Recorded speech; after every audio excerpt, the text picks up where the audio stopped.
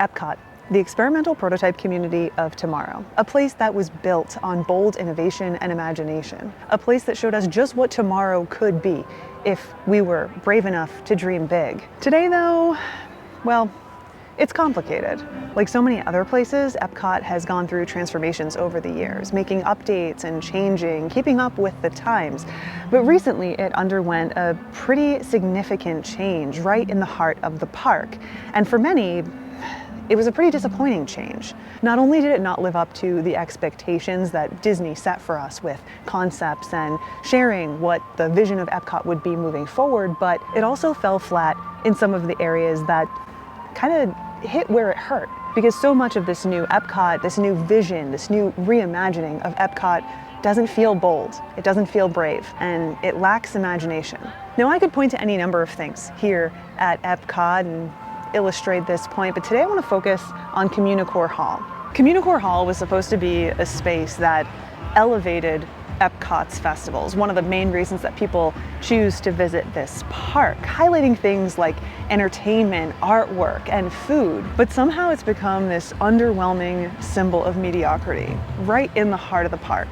And it honestly didn't have to be that way. Back when Epcot's reimagining was initially announced, it was a much bigger thing than ended up happening. But here in World Celebration, we were promised something grand. The concept art showed us this bustling hub that was vibrant and alive. What we got instead, Plan B, a scaled down version of what could have been, wrapped in generic gray walls, highlighting all of the missed opportunities in this space. Now, when CommuniCore Hall initially opened, I didn't want to judge it too harshly. Of course, it's a space that's supposed to elevate festivals, and since there was no festival around when the space opened, I felt like it needed some time. I needed to give it the benefit of the doubt until there was a festival to elevate so we could see what it really had to offer.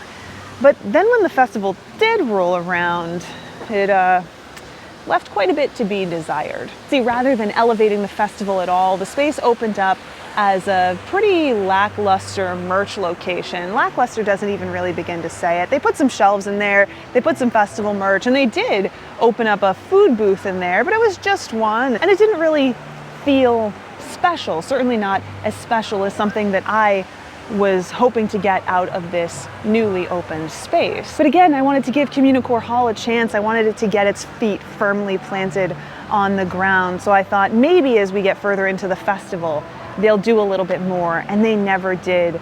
And then when the next festival rolled around, I thought maybe this time. But unfortunately, it's another letdown. And here it is, CommuniCore Hall. A space with all the personality of a nearly forgotten small town shopping mall.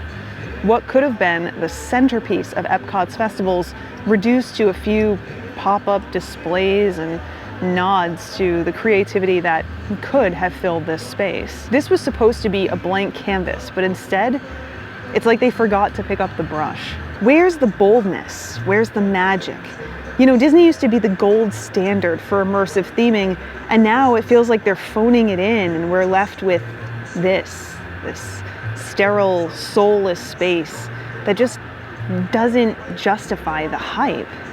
This isn't just about CommuniCore Hall, though. It's about the overall direction of Epcot and Disney as a whole. What once was a place overflowing with immersion, creativity, and imagination has now turned into a place filled with safe choices, cut corners, and empty promises. There was a time when you could count on Disney to over-deliver.